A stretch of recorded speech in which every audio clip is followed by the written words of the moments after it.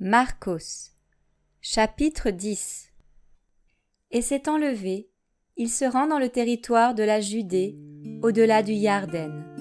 Et de nouveau des foules s'assemblent auprès de lui, et de nouveau, selon sa coutume, il les enseignait.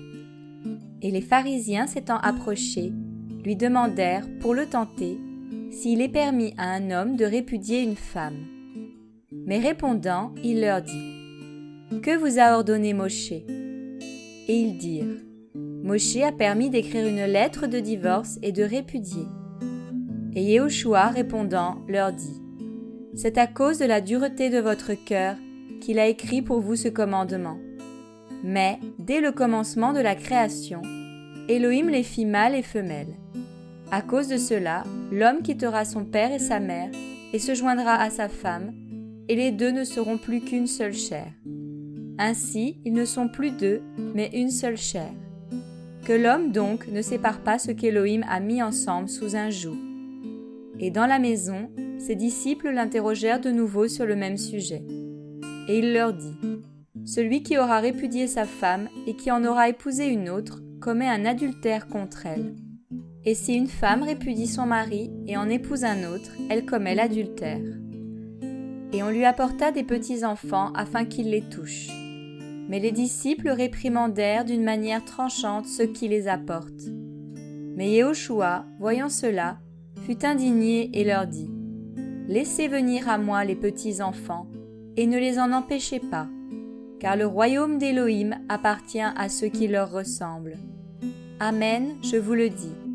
Quiconque ne recevra pas comme un petit enfant le royaume d'Élohim n'y entrera pas. » Et les ayant pris dans ses bras, il les bénit en posant les mains sur eux. Et en sortant sur la route, un homme accourut et se mit à genoux devant lui et lui fit cette demande : « Bon docteur, que dois-je faire pour hériter la vie éternelle ? » Et Yehoshua lui dit : « Pourquoi m'appelles-tu bon ? Nul n'est bon excepté un seul, Elohim.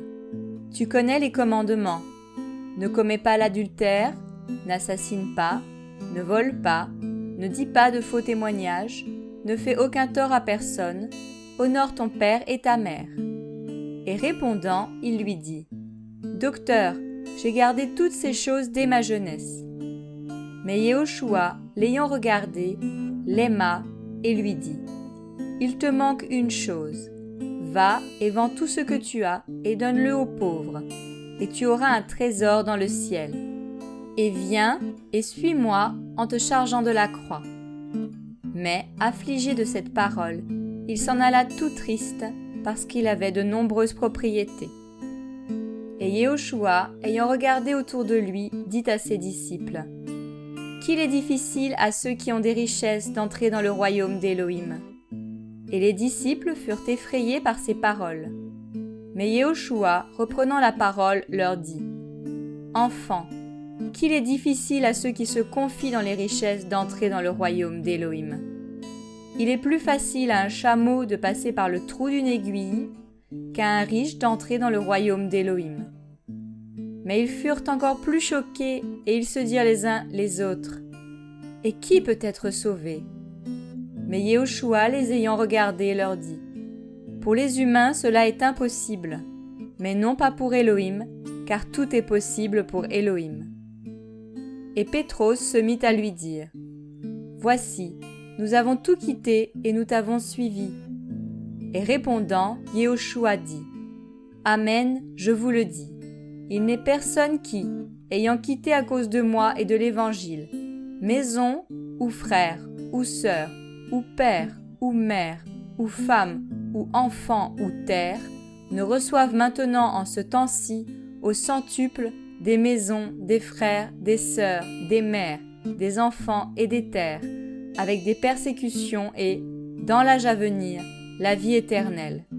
Mais beaucoup des premiers seront derniers, et beaucoup des derniers seront les premiers. » Or, ils étaient en chemin, montant à Jérusalem. Et Yehoshua allait devant eux. Et ils étaient effrayés, et, en le suivant, ils avaient peur. Et ayant de nouveau pris à l'écart les 12, commença à leur déclarer ce qui devait lui arriver. Voici que nous montons à Jérusalem, et le Fils de l'homme sera livré aux principaux prêtres et aux scribes. Ils le condamneront à mort et le livreront aux nations.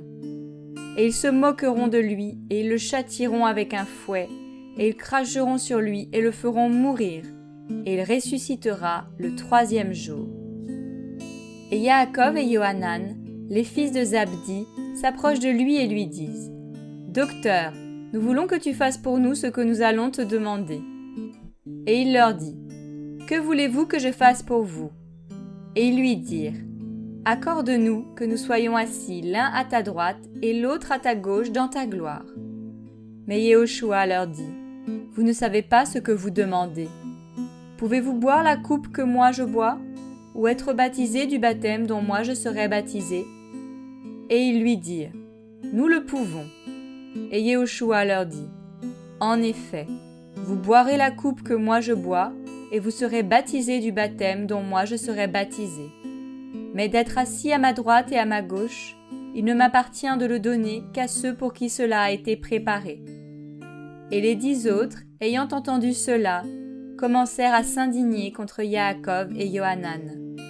Mais Yehoshua les appela et leur dit : « Vous savez que ceux qui pensent être les chefs des nations dominent sur elles en maîtres, et que les grands exercent leur autorité sur elles. Il n'en sera pas de même parmi vous. Mais quiconque veut devenir grand parmi vous, qu'il soit votre serviteur. Et quiconque veut devenir le premier parmi vous, qu'il soit l'esclave de tous.